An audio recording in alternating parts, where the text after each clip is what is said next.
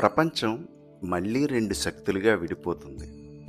చరిత్రలో కొన్ని సందర్భాల్లో ప్రపంచం రెండు పెద్ద శిబిరాలుగా విడిపోతుంది.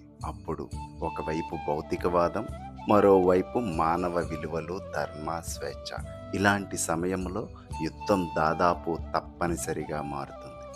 ఇదే మహాభారత సమయంలో జరిగింది. ఇప్పుడు ప్రపంచం మళ్ళీ అదే దిశలో బెర్మాండ్ రేజర్, ఇవాల్టి అర్జున్ లాంటి వాళ్ళు ఏమంటారు?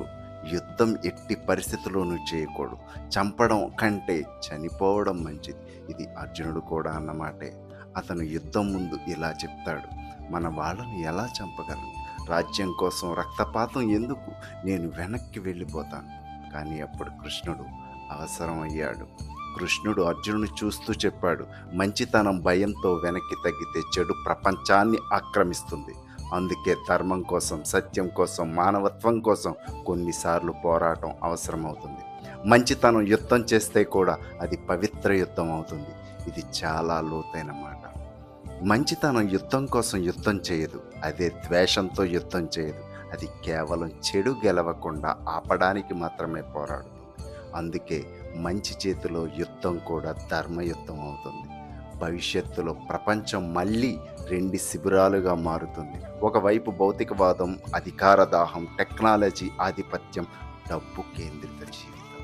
మరోవైపు స్వేచ్ఛ, ప్రజాస్వామ్యం, వ్యక్తిగత స్వాతంత్ర్యం, మానవ విలువలు, ఆధ్యాత్మిక అవగాహన. ఈ రెండు మధ్య ఘర్షణ తప్పదని తెలుస్తుంది.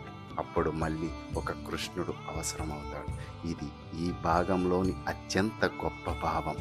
ప్రపంచం ఒక నిర్ణయాత్మక మలుపు దగ్గరికి వచ్చినప్పుడు ఆ పరిస్థితి తనకు అవసరమైన వ్యక్తిని తానే పిలుస్తుంది. అంటే పరిస్థితి సిద్ధమైతే, చరిత్ర అవసరం పడితే, మానవ జాతి మలుపు తిరగాల్సిన సమయం వస్తే అప్పుడు ఒక కృష్ణుడు మళ్ళీ పుడతాడు.